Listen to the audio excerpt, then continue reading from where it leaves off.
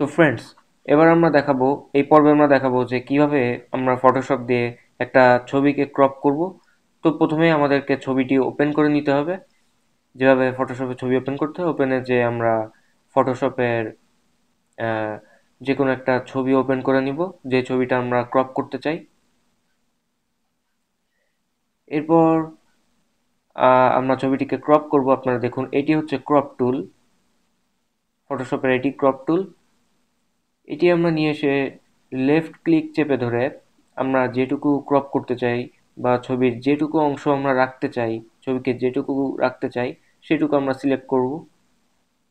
এখানে আপনি আপনার প্রয়োজন মতো সাইজ করে নেবেন, যেরকম প্রয়োজন। এবার এভাবে করে এন্টার চাপ দিলে আপনি আপনার ক্রপ ছবি পেয়ে যাবেন, এবং এভাবেই হচ্ছে আপনি একটি বড় ছবিকে ক্রপ করে সেভ করবেন। ছবিটি সেভ হয়ে গেল, আপনি আপনার নির্দিষ্ট ক্রপ ছবি পেয়ে গেলেন। এভাবেই ফটোশপে ছবি ক্রপ করতে হয়।